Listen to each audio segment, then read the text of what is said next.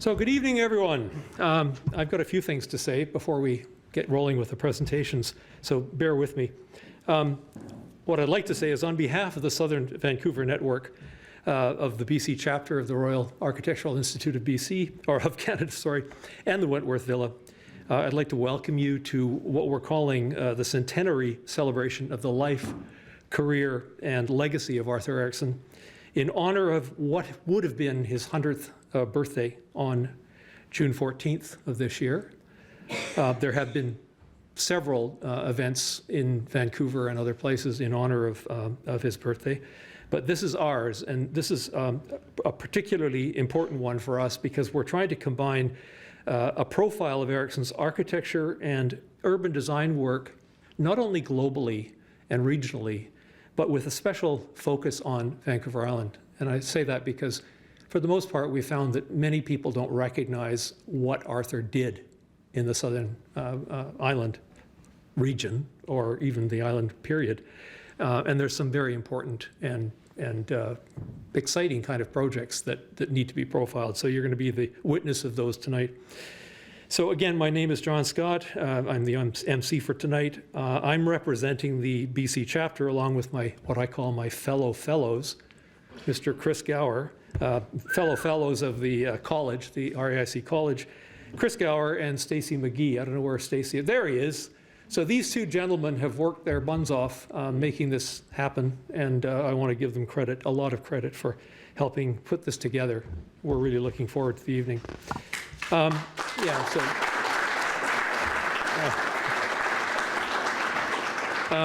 Secondly, and this goes on with a little bit more acknowledgement, I want to acknowledge the sponsorship and the generous financial support for this event tonight by Chard Development, and particularly Mr. David Chard, Executive Director and founder of Chard Development.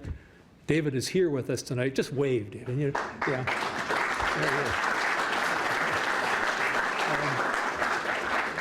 We want to thank David profoundly, because without his support and the company's support, this event would not have taken place.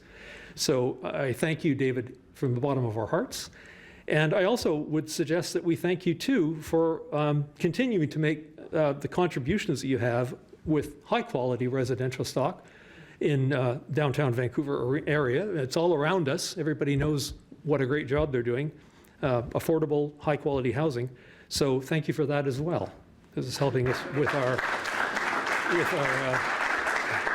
we've got a housing crisis and he's trying to fix it. So, secondly, I want to thank our venue host, Mr. Ben Clinton Baker, who you've just heard from. He has also contributed a ton to making tonight work. So now, to get into the program, I am really pleased to introduce our keynote speaker tonight, Mr. Trevor Bodie, to my right, who will be providing us with a broad perspective on why Arthur Erickson matters. And I think that's absolutely critical, and particularly in light of the fact that we have a lot of young practitioners and interns in the profession that really don't have much clue who Erickson was, believe it or not. And I think it's important for this kind of a program to be broadcast so we bring in those younger architects embarking on their career to recognize what came before them, and in fact, why Erickson matters even today. So Trevor has established himself as a highly respectful, he's very respectful, not respectful. No, that was a purposeful slip there, yeah. No, he's a highly respected, a highly respected and successful architectural critic, author, lecturer, and instructor across Canada and, in fact, abroad. He is also a director of the Arthur Erickson Foundation and traces his own professional roots to early personal guidance and support from Erickson himself, who believed wholeheartedly in the value of critical retrospectives of both architectural and urban design. I now introduce Mr. Trevor Bodie to you, architect and also companion fellow of the RAIC College of Fellows. Sir, welcome.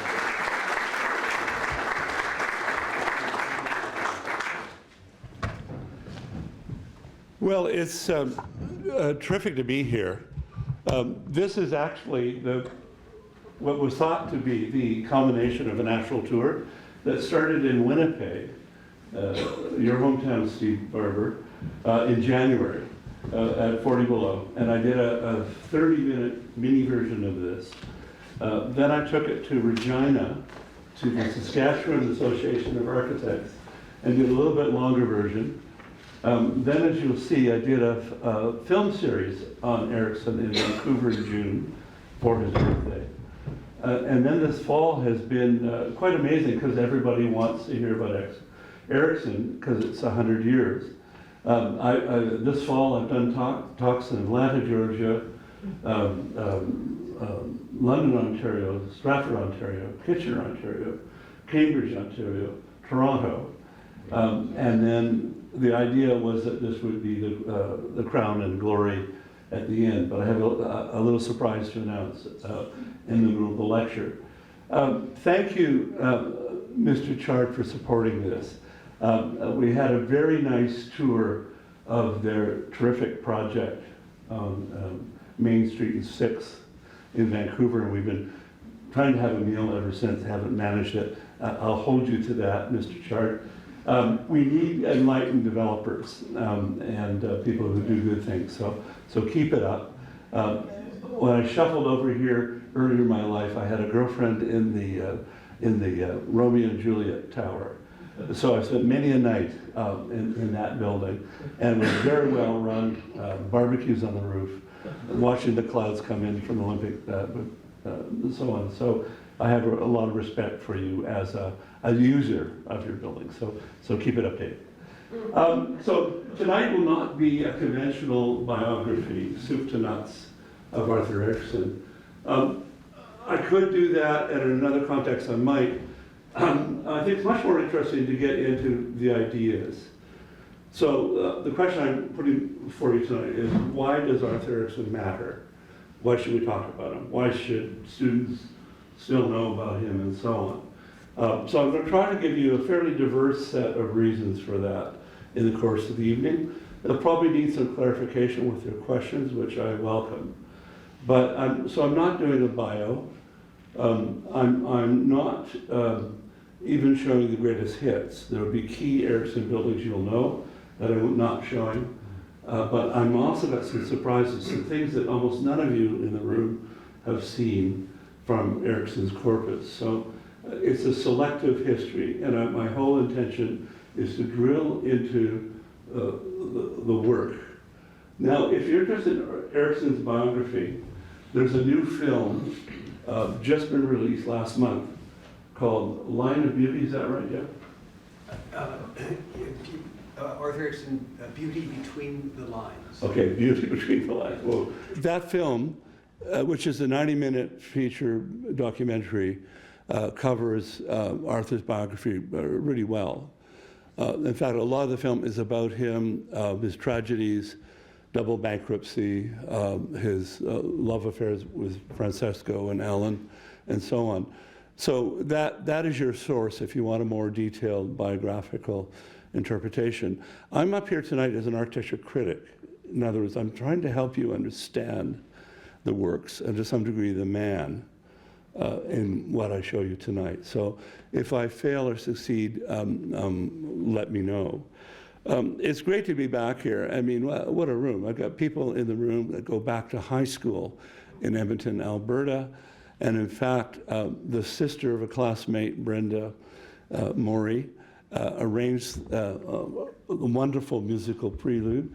I think every architecture lecture should have music before and during. If we don't scare him away, he'll play at our intermission again. But I think it was terrific. It really sets the tone. And Arthur believed in it himself. In fact, he was a great fan of Japanese shakuhachi, the Japanese wooden flute, and often would hire a shakuhachi player for parties at his garden and other places. So music is 2 heartbeats away from architecture, and I appreciate it very much. Okay, so that's the kind of agenda for the evening. There's no neck mic. I do wander, but we'll see what happens. Arthur, born in Vancouver, died just 15 years ago. the crucial dates. Now, I'm dedicating tonight's lecture to this gent in the blue suit.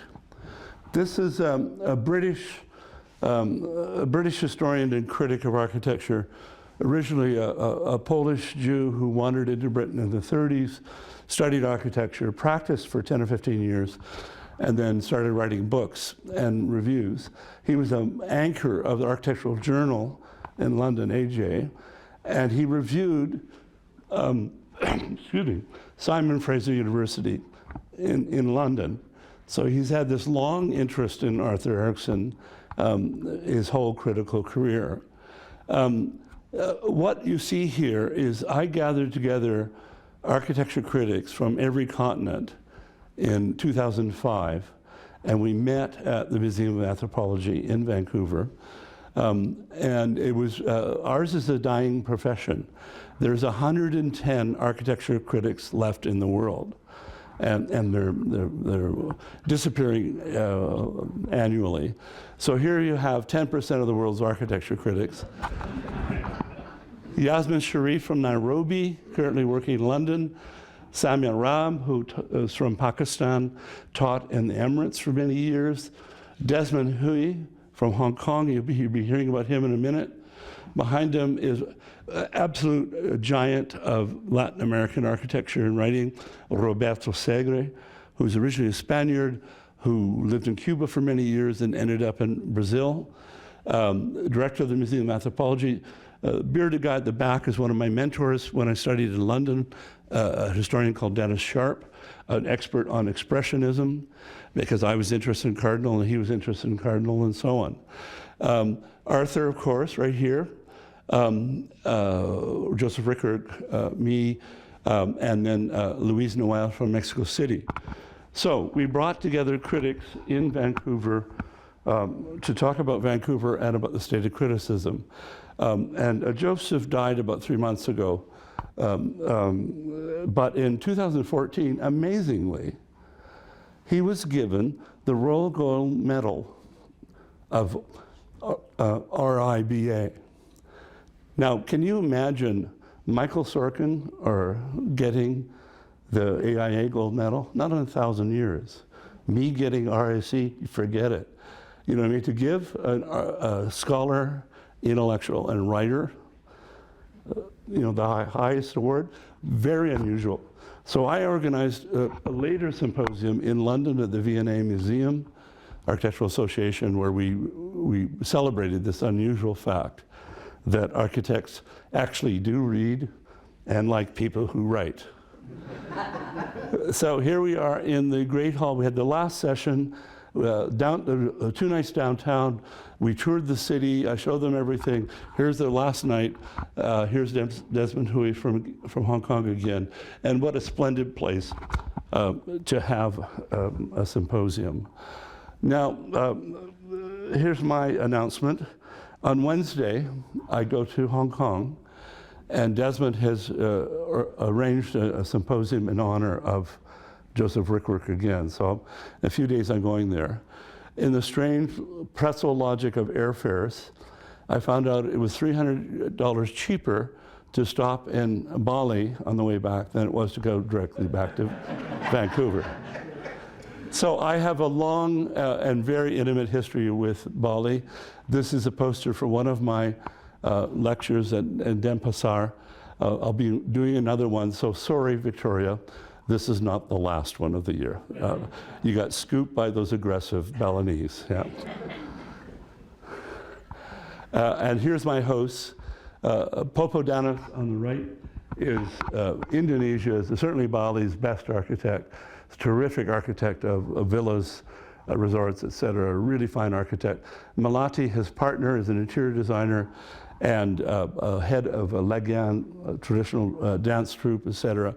You couldn't have more cultured hosts than these two.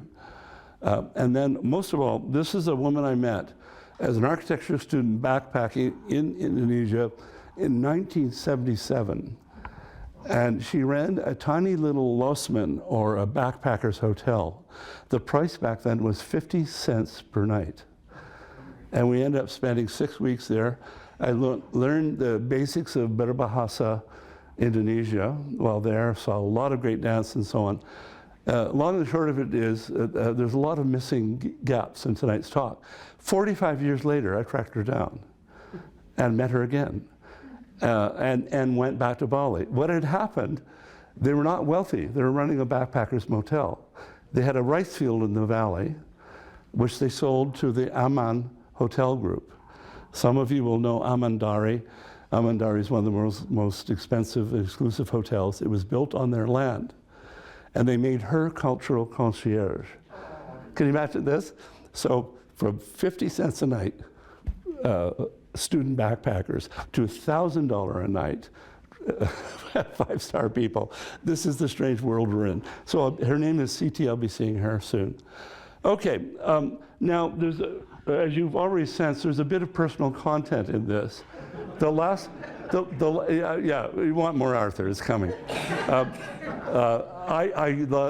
Last week's version of this talk was in Calgary, where I did my master's in architecture, and John Scott, Wendy Zink, many of my classmates and colleagues are here tonight.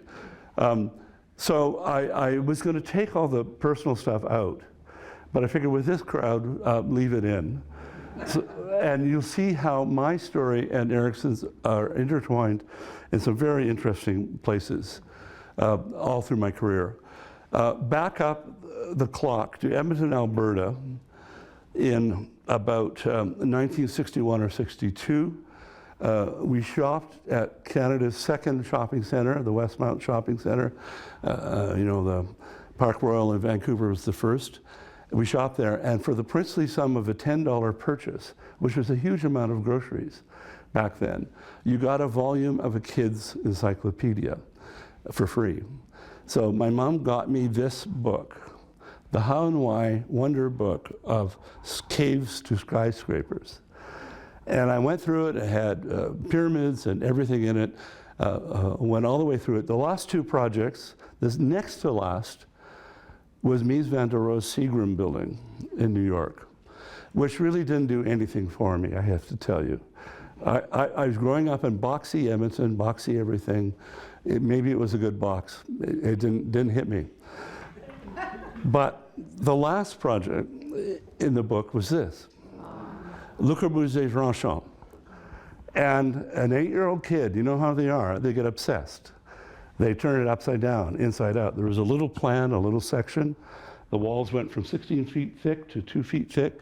The windows seemed to be located arbitrarily. I couldn't figure it out. And as a kid, you get really interested in something you couldn't figure out. So I had the architectural bug from this building from age 8. Now fast forward, I'm now 14, going to high school in Edmonton. I've never met an architect. My parents have never met an architect. They don't know of any. My dad's a pharmacist, my mom's a nurse. Different world.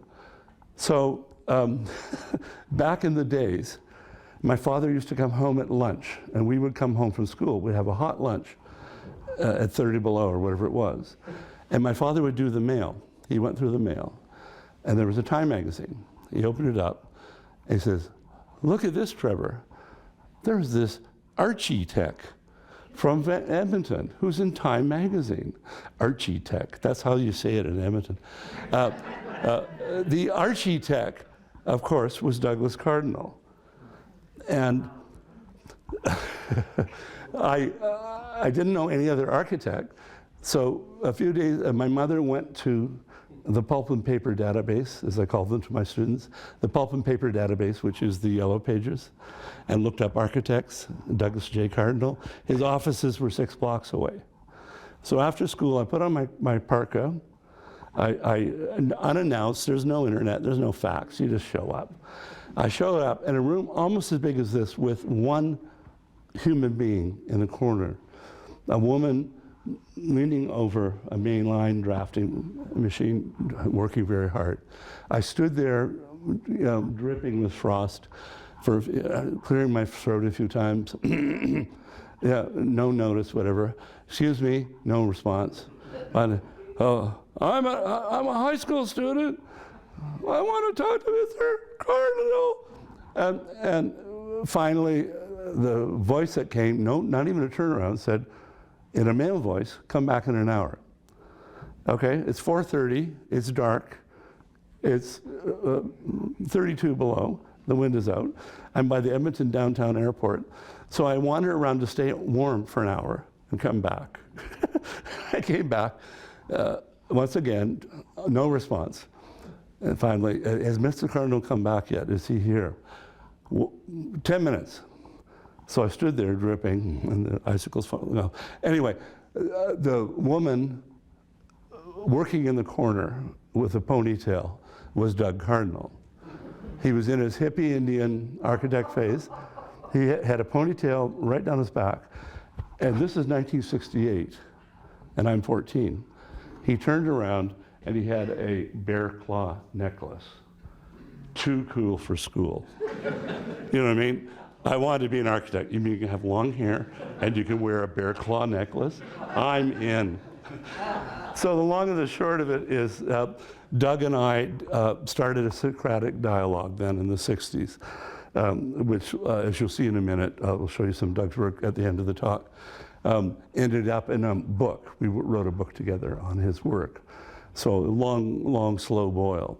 That's Doug in his Museum of Civilization in Gatineau, Quebec. So now let's bring Arthur into the story. I studied architecture in Calgary, started in '75. The first year I found frustrating. It wasn't much about design. It was like put a solar collector on the roof and be earnest and green and diagonal cedar siding and it's all fine. And I wasn't too happy and I was quitting architecture school. So summer of 1976, as a kind of goodbye tour to architecture, I went out to Vancouver for the first United Nations Forum, Habitat Forum. This is the first United Nations meeting devoted to the built environment. Why? Well, there's a guy called Maurice Strong who'd risen up through the Power Corporation in central Canada. He was the CEO of Petro-Canada, well connected to the Liberals, and talked to the United Nations and made the thing happen in Vancouver. So I showed up there. What you're looking at is my first Arthur Erickson building that I ever saw. And you may not even recognize it as a building. I think you all know the Vancouver Art Gallery. What you see behind it, that's Robson Square being built in 1976. Now, in the front, in the plaza, was a temporary pavilion where delegates from around the world would register and get their name tags and so on. So it was just there for the conference. And it was an amazing piece of design. Here it is. In 1976, an entirely paper pavilion. So far ahead of the curve, there's almost no curve. So those are, all the architects will recognize cardboard, sonotube, formwork, mailing tubes, et cetera, the structure. The membranes between them are layer after layer of newspapers conserved by the kids of BC and then painted by the kids.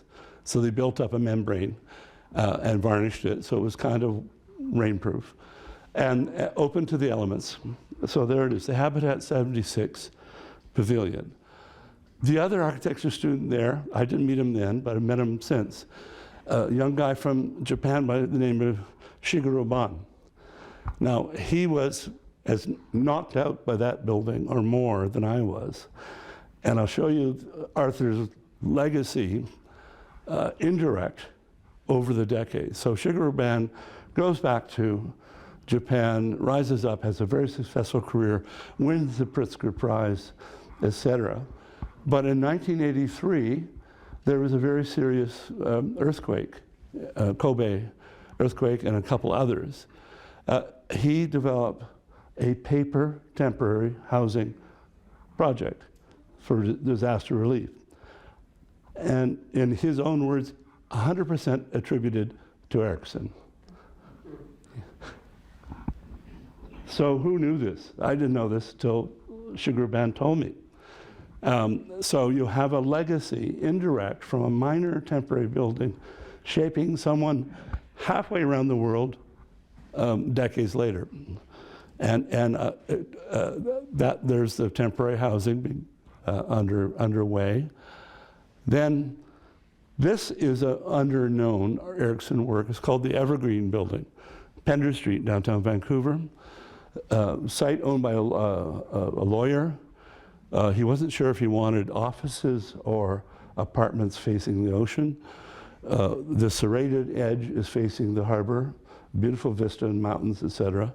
But on the other side is downtown office condition. So he said, Erickson, can you design a reversible design? In other words, could it work for housing or offices and give us flexibility? This is what Erickson came up with right after Robson Square, Evergreen Building. It was saved by IBI, of all people, a big corporate firm who had a lease to practice in the building, and they sicked their Toronto lawyers onto the developer, installed him, Don will know better than me, but at least 5 or 6 years until a deal could be put in place. Excuse me. This is our first designated modernist building in British Columbia. And this is also where we bring back Sugar Band, a Philippine-based developer bought the tiny slot site next to Evergreen. Street frontage on Pender, street frontage here on Hastings. And the developer said, what can you do with that slot site? Well, Shigeru Band, this is his design, in respect to Erickson, matches the floor height, the detailing, the concrete, floor by floor. So it looks almost as if it was the addition that had never happened. And then quite thrillingly, on the top of it, puts a mass timber birdhouse on top of it, okay? As a kind of showpiece, not just doing more Erickson, but doing something new. There it is, look at that. What a splendid place to live that would be above Coral Harbor. Sadly, the project is in a pause for 4 years. Pandemic was not kind to it. As you can imagine, it's such a tiny footprint, it's very hard to make money. The developer's not sold it. He's still looking for a way to do it. And we hope in a few years he does it. So just shows you the kind of indirect inspiration that Arthur creates for people. This is part of my personal nostalgia, but you'll find this interesting. I did a studio with Charles Moore in San Francisco at the Art Institute. And he got really interested in Alberta and the whole phenomenon of the boom and bust. And I managed to talk him into coming back to teach a 1-week charrette course in Calgary, which I devised. So typical me, I'm still a student, I'm teaching in my own school, you know, stepping on toes, bothering people endlessly. And then Jeremy and I had founded the lecture series in Calgary. He gave a talk. One of my classmates presenting her project, Susan Pouquet. She was a modern dancer at the Winnipeg Contemporary Dancers and had an injury. Spent most of her career at UBC as a campus architect. So we designed a new Calgary City Hall in the spirit of Boomtown. There's Charles Moore on the left and Doug Gilmore, originally from Winnipeg, one of our profs. Okay, so that is enough of me. This is now going to be almost entirely about Erickson. This is one of my favorite teenage shots of Arthur. By the way, I have to give credit. Jeff Erickson is doing an astonishing job of maintaining the archive and the photos, the visual memory of Erickson. So Jeff gave me this. Older brother Don on the right, quite serious. And here's Arthur, and you can always tell the age of a teenage boy, because I've had one, and I have 5 younger brothers, by their ears. You know, those are 14-year-old ears, whatever. So a 14-year-old or so, Arthur Erickson, his mother within 2 years had made connections for him to have a part in a show at the Vancouver Art Gallery as a painter. So he was already precocious. I'm going to skip over his wartime experience, knowing Japanese, going to northern Indian hill towns, et cetera, coming back, ending up at McGill, studying architecture after being inspired by Wright. Here is his third-year student project for a city hall in Eastern Ontario. And I love, especially when I show this talk to students, they love to see student work. You know what I mean? You know, what was he doing then, et cetera. And look at this drawing. Look at those trees on the right. You know what I mean? They're figures, they're humans, they're trees, all of that. Look at the tone and the respect for landscape. Absolutely there from his student days, not something he learned later. A love of landscape is integral Arthur's work. A few years out of school, he started to build a few wood frame houses, mainly in West Vancouver, some of them with Jeff Massey, some of them on his own. But again, I'm drawing attention to the, look at the drawing. Look at the treatment of the shrubbery and the rocks, et cetera. You know, it's almost more important than the building. And I think it's a beautiful drawing. This is in Canadian Centre for Architecture in Montreal, where many of his drawings are. As a young graduate, about the time he did that houses, Erickson could not get hired in Canada as a teacher. This is an ongoing scandal in this country. Canadians never get hired by Canadian universities. His friend Douglas Chabot, the brother of Jack Chabot, the painter, had been teaching in Oregon for a couple of years. He said, Arthur, why don't you go down there and teach? They arranged it. He came. While he's based in Eugene, Oregon, he went down the coast. He went down to Pasadena and saw this Frank Lloyd Wright textile block house called La Miniatura from the late 20s. Wright had devised a system of supposedly low-cost construction of press blocks, and in his case with ornament. Very much impressed Erickson. He kind of stored it away. By the way, after he came back to UBC, another one of his McGill classmates got his first teaching job at Oregon. His name was Elvin Bayorski. If any of you know the Architectural Association in London, he's the mentor behind Rem Koolhaas, Zaha Hadid, everybody else. So he got his first job there. And I'm happy to say I'm in the same line. I didn't have a real job in Canada, and I went to Oregon and got my first real academic job. So go to Oregon, young man. So think of this. I'm going to show you his Edmonton dyed house in a minute. And there it is. His way in his first ever masonry house, first time he'd ever used block or brick. And he got 3 custom color run, a warm brown, concrete blocks, 8-inch, 4-inch, and 2-inch. And by banding them and raking out the joints, you get this horizontality, which in Alberta's laser-like light really looks terrific. So this is the dyed house, designed 1960, finished about 2 or 3 years later, outside of Edmonton. And this is to bring me back in the story, because I can't help but be. I was commissioned, get this, I went to an exhibition of Douglas Cardinal's work at the U of A. And I was at the reception, and the Assistant Deputy Minister of Culture for Alberta was there. And he's read some of my things. He says, well, Trevor, you can write. What are you doing this summer? I said, well, I'm working for Gene Dove Architects, et cetera. How much is he paying you? It was some pathetic sum. It was like $400 a month. Okay, $400 a month, even by those days' standards. He says, I'll triple it right now. I said, to do what? We want a study of modern architecture in Alberta. Because our designations stop in 1920, but most of the best work happens after 1920. So you, student of architecture in second year, third year, why don't you do it? So I did. And ultimately it became this book, Modern Architecture in Alberta. And I'm back in Calgary teaching full-time, and I hope to, working with students, we're going to do an updated edition of the book, my first book. But in that, preparing the book, I'd heard the rumors of this Arthur Erickson house outside of Edmonton.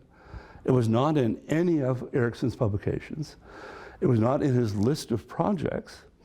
whatever. I talked to the elders. Some said, oh yeah, he did a house out there, but I don't know what happened to it. I guess it got demolished. And I asked around. Nobody could tell me where to go.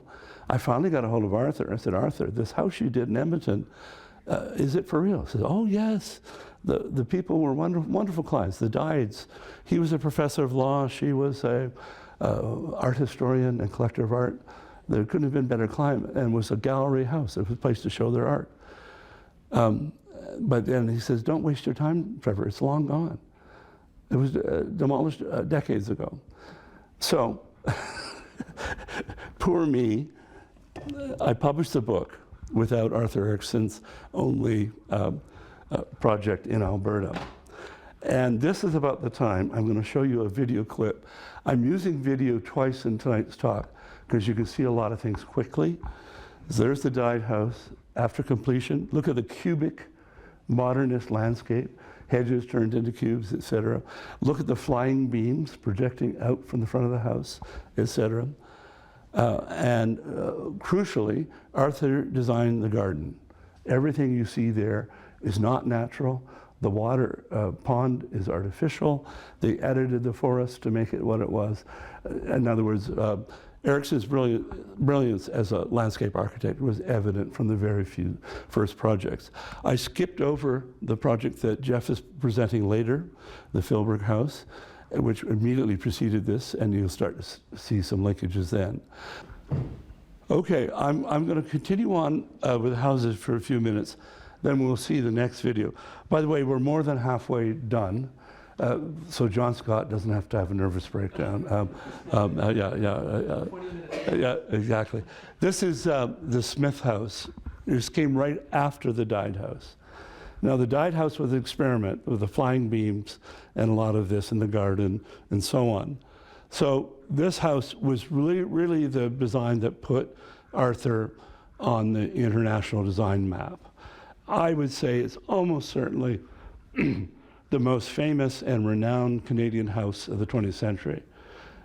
You show this in China, and students know it. You show it in Indonesia, same. When Arthur Erickson was given the AIA Gold Medal in 1986, the house was one of the buildings cited in that award.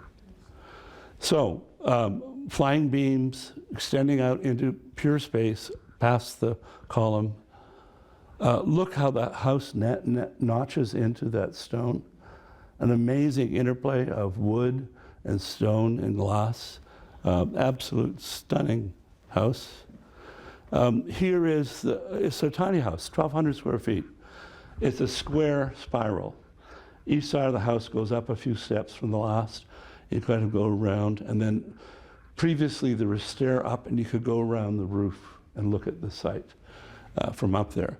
Here is the painter, Gordon Smith, and his wife Marion, who was a weaver, in the living room with the fireplace that Arthur and Gordon hammered every weekend because they couldn't afford a tradesman.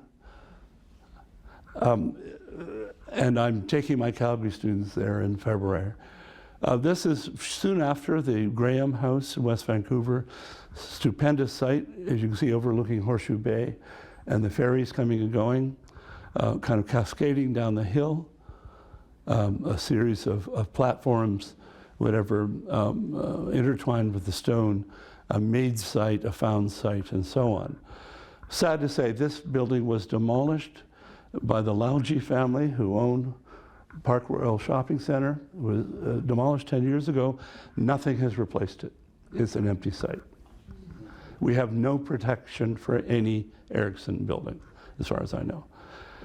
Here's one that most of you will not know that I got to see on this lecture tour when I was speaking at Waterloo's Architecture School in Cambridge, Ontario. I lobbied for 3 months to get to see this house called the Hilburn House in Cambridge. And in some ways, it's a companion to the Graham House. It's a cascading series of brick walls along the line of the slope, interconnected with wood structure. So very complex hybrid construction with brick walls laced together with wood. I think it's as good as anything that Arthur did. I'd never seen it.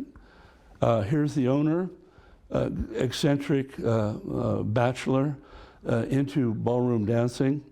Lived in its 6,000 square feet alone for decades. And he's selling it. Anyone wants to buy it, it's on the market right now, and you can go visit it.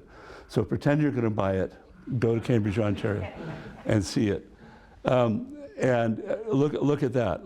Look at the subtlety, complexity, and how it works with the foliage, with the natural site. Now, I told you he's a ballroom dancer. Below that deck is the swimming pool. The built-in swimming pool, the original house is there, was not removed, and they put a demountable dance floor on top. So you can dance over the waves. Now, we're about to jump into Arthur's public buildings as the last section of my talk. So the last few slides are going to be very quick pass through some of the public buildings, and then we're going to take our break in the evening. So we've done the houses. You've just had a good 40 minutes in some of the most significant houses. In 1963, Arthur and Jeff Massey's partner entered the competition for Simon Fraser University. This is the spectacular bird's eye rendering that really won them the competition. Not drawn by either of them, but under their supervision. If you know Vancouver, there's Burnaby Mountain on the top, and the fjord of the Pacific Ocean below. Here they are, Jeff Massey on the left. Yes, that Massey from the Massey-Ferguson family, Massey medals, etc. Central Canadian elite. And then Arthur celebrating their win. Arthur was teaching at UBC at the time, came in elated to the Dean of Engineering, Architecture in the engineering faculty, and said, I'll need some release time. We're designing a university. He says, oh, very good for you, Professor Erickson. You now have a choice of designing a university or teaching in one. He got fired. He never taught in a university again. It's such a Canadian story. You know what I mean? US, they would have run down the world for him. There's Simon Fraser, fairly recently, the main campus axis. This is the quadrangle where a lot of the faculty offices are. Notice how it's lifted up off the ground to permit 363-degree mountaintop views. So it's all about landscape, all about sighting in the end. Where does it come from? This fact was not released by Arthur for political reasons. He didn't say anything of this for 20 or 30 years. His inspiration, they looked first at the Acropolis or Greek mountaintop constructions, but they were too small. It wouldn't work for a university. Arthur had been to Oaxaca in southern Mexico, and he'd been to this site called Monte Alban. And he knew that this would be perfect as a model for a linear university on a mountaintop. So the actual source of Simon Fraser is Monte Alban. But you couldn't say that to a SOCRED government in BC in 1960. Oh, by the way, it's a Mexican idea. Oh, thank you, next architect, please. You know, and Arthur is amazed that nobody got this. Nobody went in print. Nobody analyzed this for 30 years. So if you know Simon Fraser, right on that corner where the tree is, Arthur designed a pyramid. There is a grass pyramid there. And Arthur would joke to me, he says, I even gave them a pyramid, but nobody got it. His fabulous brutalist tower downtown Vancouver, McLellan. Happy to report this has been renamed in Arthur's honor. It's now known as the Arthur Erickson Place. I could spend a whole evening on this design, but it's fabulous. This is the University of Lethbridge, one of the masterpieces from the early 70s. A bridge form inspired by our black railway bridge nearby. This is a white university all in one building, everything. Student residences below, cafeterias, faculty offices, classrooms, the president, everybody's there at once. And if you haven't been there, go take a look. Here's it's called University Hall now. This is wood, you're seeing it right. That's a KO panel, knockout panel. And that was where the addition was to occur.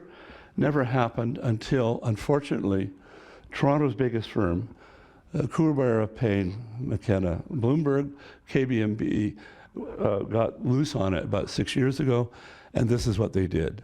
Unbelievable. Complete shame. It's higher than the Erickson building, completely different palette, bizarre colonnade, not a neoclassical. You see these little pups from Toronto are trying to outdo Arthur. Shame them. Bruce Kooraburra and project architect Mitch Hall. Shame them. Here's Arthur with his masterpiece, the Museum of Anthropology. Nick Milkovich, who we heard about in the film, he did that model. And as you know, the structure of MOA was inspired by Haida and Kwakiutl longhouses of the coast, but abstracted, not a pastiche, an abstraction. And I love this photo. Arthur looking at the maquette at Nick's model. Arthur was fired from most of the major offices in Vancouver, Thomson Burke, Pratt, and others. He got fired from them 3 times, he told me. Usually because he was too dreamy. In other words, he was an architect who unfortunately was thinking. So there's Arthur dreaming architecture. And look at this. There's Richard Gere and Sharon Stone, the 2 highest paid Hollywood actors of the 1990s. Basically, Richard Gere plays Arthur Erickson in this film. He plays an architect who's designed this museum and a bunch of houses which are all Erickson houses. I don't have time to tell you tonight, but if you bring me back for the film screening, I'll tell you how this happened and the house that Arthur designed for Richard Gere. They're both Buddhists, love everything Japanese, hit it off. The film is called Intersection. You can get it on Prime and other stations. So I did this series of talks and films last June for the birthday. Arthur's fame is increasing, cover of Time. Robson Square, I think most of you will know this, really his downtown masterpiece, 3 continuous blocks of downtown Vancouver. It's a megastructure, it's a complex laminate of functions, offices, courtrooms, public spaces. Cornelia implements Arthur's landscape plan, and here's a section through her mound. Sorry, do I leave one? And the idea behind Robson Square and a lot of the works then, Lethbridge, is the notion of megastructure, of buildings approaching the condition of cities. Hybrid buildings that do everything at once. Here's one of my teachers who I brought to Calgary, Rainer Banham, writing this amazing book called Megastructure. Nearly 1/4 of the examples he cites are Canadian. Canada was the world center of megastructure in the 60s and 70s. This is amazingly a drawing from Arthur Erickson from 1956. It's called Plan 56. It's Community Arts Council, a lay organization promoting good works, hired him and Massey to do a study of downtown. And they did a very good plan that dealt with parking and traffic and all that. Arthur went to Burrard Street Bridge and did this sketch. You can barely see the mountains ghosted in the back. On the left is where the planetarium is on Kitts Point, and on the right is West End of Vancouver. So this is his vision of the megastructural Vancouver of the future. Soaring towers, 50, 60 stories high, residential, everybody's got a deck, and so on. Way, way ahead of his time, as I'll show you in a moment. We'll pass by megastructure. This is one of the best in Montreal. Réaflex, Place Bonaventure, a train station, a subway station, a shopping mall, an office building, you name it, and a hotel on the roof, all together. We think of metabolism of this kind of work as being Japanese from the 60s. Well, I'd like to propose that Arthur was there about the same time or even earlier. I'm happy to say that one of my exhibitions that went to London and Paris and then Vancouver was the first time it was ever shown publicly. The drawing had been lost, like so many other things of Arthur's, had been lost for decades. It was stuck on the side of a box in the archives in Calgary. And someone found it and said, this is it. Now, look at this. Okay, here you can see it better. Decks, living areas all the way up. A podium, tower and podium. 1956, okay? Continuous. You see this fuzzy bit. And I said to Arthur, it was too bad the drawing smudged there. He says, Trevor, no, that's not a smudge. That's the green roof. I said, Arthur, in 1956, there's no green roof in Denmark or Germany. He says, well, I know. That's because this is British Columbia. So you imagine how far ahead he was at this time.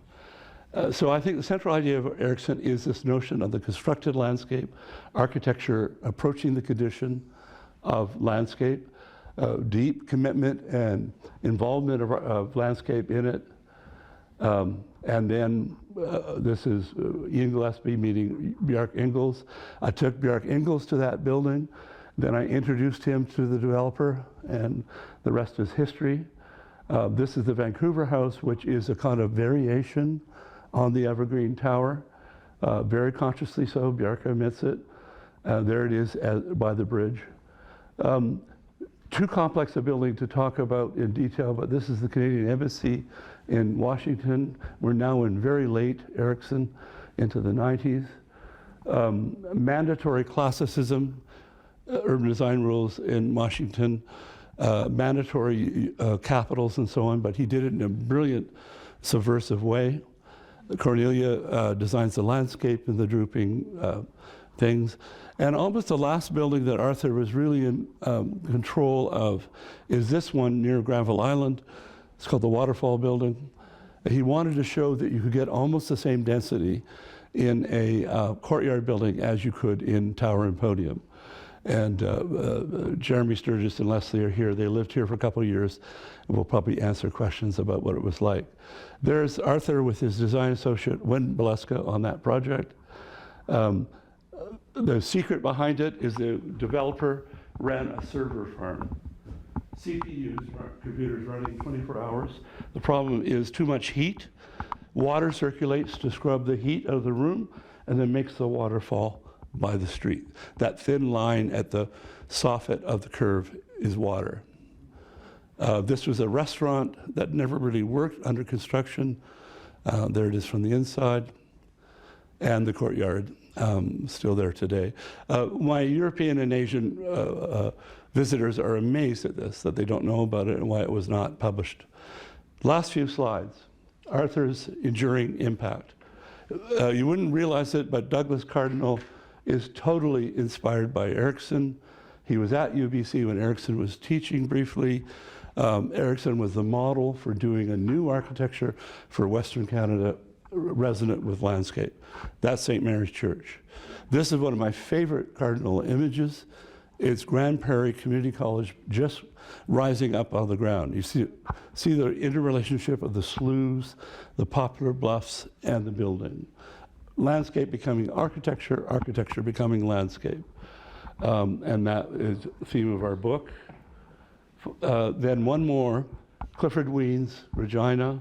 Another architect totally beholden to Erickson as paving the way for a new architecture in Western Canada. This is his heating and cooling plant, University of Regina. Of all things, that's a highway rest stop in Maple Creek.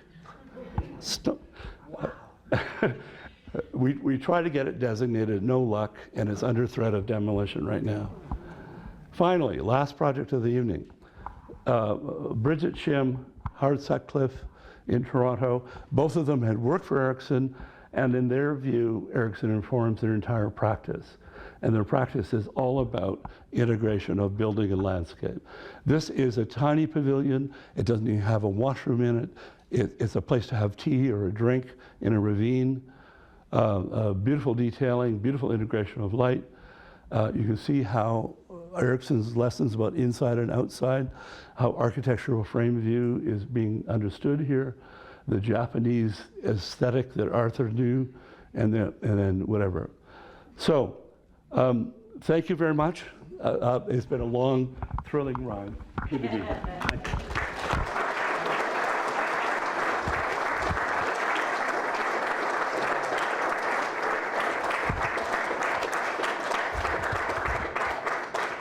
Okay, we're gonna shift gears a little bit. We've got 4 excellent short presentations, hopefully somewhere in the 10 to 15-minute range, by 4 very special people.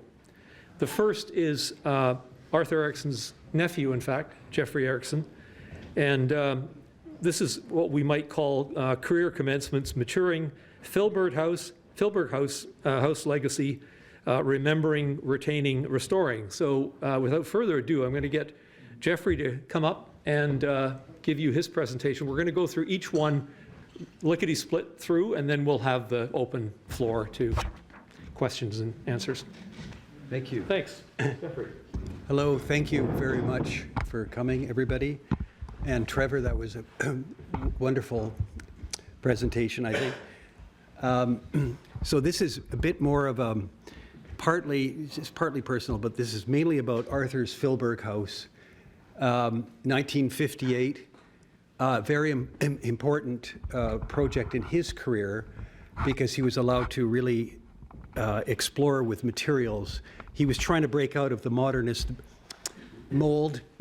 So his experience here in Vancouver Island, some of it can now be seen in some of the films that we've donated to the Simon Fraser University, which are being digitized and put up on their site. You can see them, including this one, which is an artistic film. There's a couple of those there.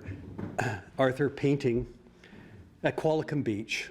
The family used to go up there from time to time. They used to come to Victoria regularly. My grandfather did a lot of work here as well. You can see my grandfather painting in the garden and Arthur painting on the chimney, they inspiring each other. These are just a couple of stills from a longer video, and there's another one there, another period of time at the Lee's place in Qualicum Beach where they used to love to go and visit. My grandfather, with his canes, he was a double amputee. And Arthur was just starting to break out of the mold of the sort of Bauhaus, as it was described earlier by Trevor as boxy.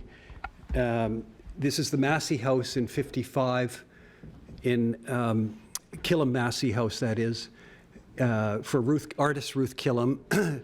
A lot of the projects were for artists initially, family, friends. This is one of the most beautiful sites anywhere in the Lower Mainland, just outside of Horseshoe Bay, Whitecliff area.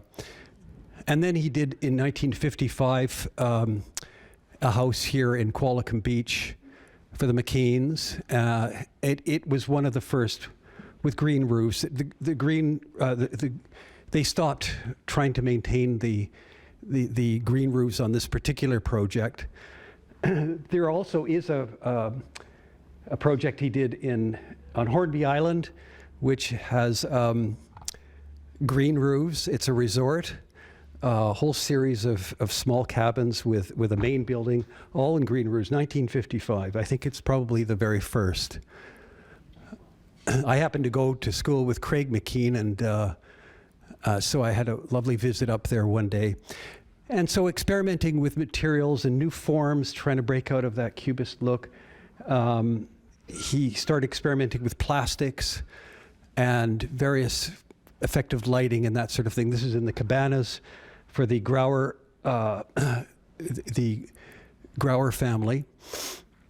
And he met Rob Filberg. This is a portrait of Rob, who wanted something different and challenged Arthur to take this, again, one of the most beautiful sites, certainly this one in Comox, British Columbia, the most beautiful site up there.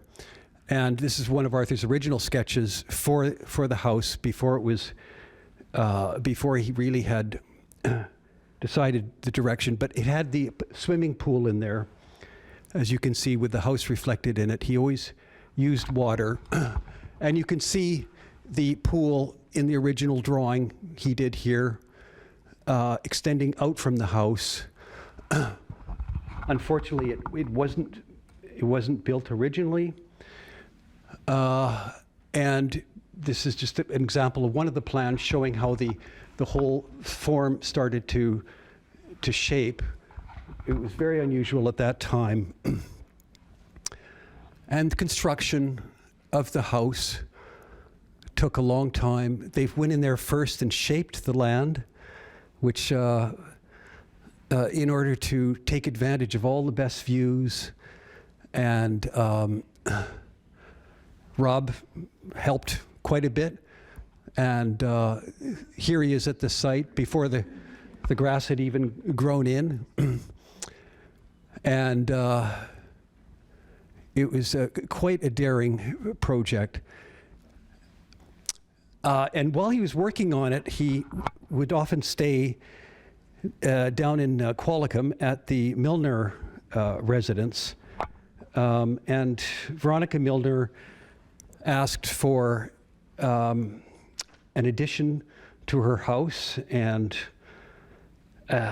she didn't like what Arthur proposed and was a little bit disappointed with him on that. But he did return much later with the royal family and the Westons. You can see Veronica Milner on the left with Arthur, and Charles and Hilary and Galen Weston with Diana. And they had known each other from previous meetings. And the house, when it was completed, drew a great deal of attention. It was celebrated right across Canada, and I think it was really the first one to get him some international attention as well. This is an early portrait of him at the house, standing in front of one of these exotic screens that he created. He'd seen this sort of thing in his travels, mainly in the Middle East, and learned a lot from those. And so he was experimenting here. He was creating it for night as well as day so that it would have a magical effect at night. A lot of different materials like fiberglass, which hadn't been used, and in the long run, a lot of it didn't last terribly well. So here I have just a few images of the house as it was completed, with one of the pond, a reflecting pond in the outside living room area. You can see my grandfather visiting there. He's sitting in a chair and some painters, and it was quite a magical place. Everybody wanted to go there. So actually here, this shows this indoor-outdoor relationship. He's got the bench coming right through the glass so people could sit outside and feel like they're inside. Here's Robin enjoying the property with his friend and his beloved dog, Amy. And that's the view, of course, across all the way to the North Shore Mountains from there. Another nice photograph of Rob in the early days. And then, unfortunately, Rob died. He had an untimely death. And the dog was abandoned, more or less. So Arthur took the dog to his place, and he had a litter of puppies there. And she had, I'm sorry. And when Arthur went away, which was regularly, he would loan Mum his car, and we'd look after the dog. There I am with Amy in the early days. And then my brother and I went back there many years later, and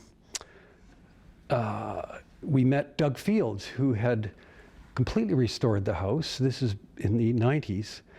And no, I shouldn't say completely. He did a great deal. It had been temporarily owned by a doctor from the Northwest Territories, I believe, who had completely enclosed all the glass and painted the whole thing pink. And Doug Fields was a neighbor, and he remembered what it was like as a kid. He couldn't stand this. So he bought it himself, and he started restoring it. And it was just miraculous. So this is a photograph my brother took up there. You can see how the lanterns work at night. The whole thing is quite a beautiful piece.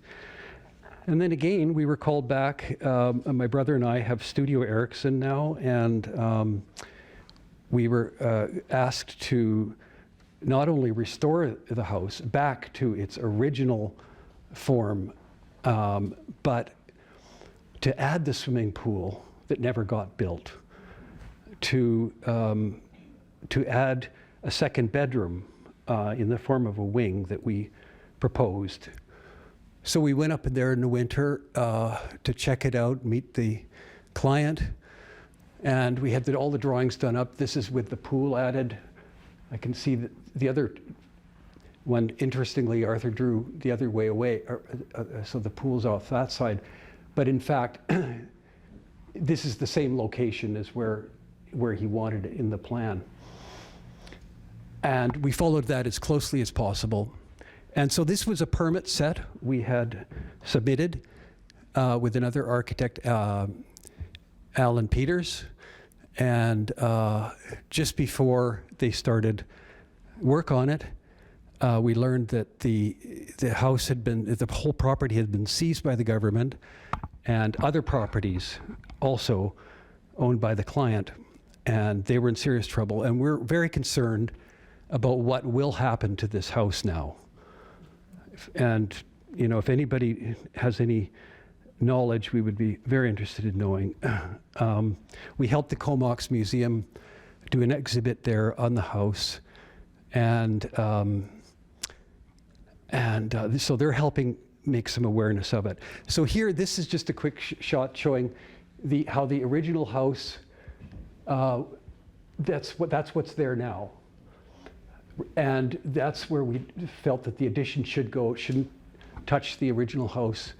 But it was connected with a bridge that Arthur already had built for this little knoll there. And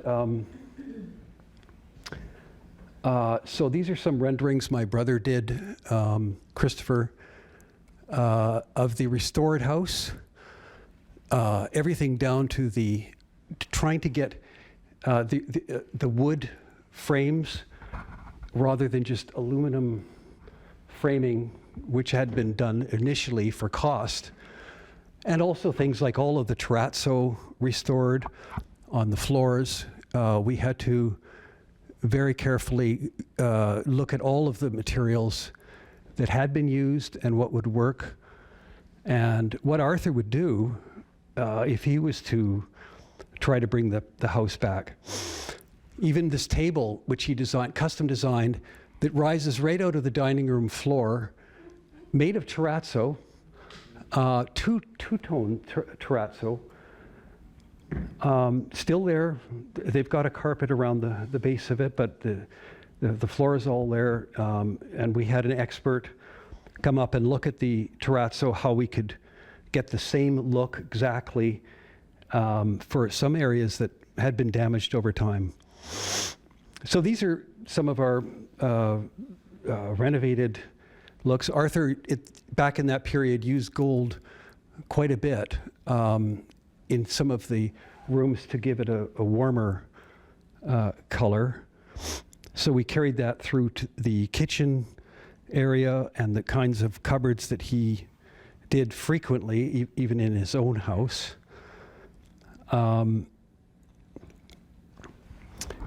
And then upstairs was, downstairs, I guess really the only part you could say was renovated would have been the kitchen, because they needed it renovated, but we didn't change the walls or anything. We just worked entirely within the space. Upstairs, the main change was the master bathroom bed, and bedroom area, where the client wanted to be able to see from the steam room right out through the windows all the way to the fantastic view. And so we opened up that one particular wall upstairs for that, and just sort of worked within the building as best we could. This is the new wing, I call it the new wing, which you cross from the bridge to get to the second bedroom, which they needed for the house. It's only a one-bedroom house, believe it or not. And there was only a tiny bathroom downstairs and one in the master bedroom upstairs. So now, of course, it would have a third bedroom, and we sort of tried to do what, as I say, what we thought Arthur might have done if he had the opportunity. Here's a view looking down towards the pool, with probably the first infinity edge. I mean, that's what he drew in his drawings, in his sketches from the house, looking out, the ocean continuing after the swimming pool. And he tried to do that too at the Museum of Anthropology, but then the Wreck Beach Preservation Society wouldn't allow him to put the water in, and and then they had to plant the sand cliffs with trees because they were worried about erosion. So it kind of killed the effect of the water meeting water. This is just a quick interior of the addition here. And a view from the bridge looking back. Right now, the bridge doesn't have walls, and we just picked up on the same gold columns that run through the house, and thought that was an element that would be appropriate to use there.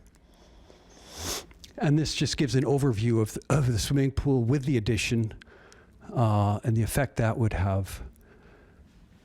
And that's where I leave it. Here you can see the way the pool with the infinity edge continues right out into the ocean from Comox Valley.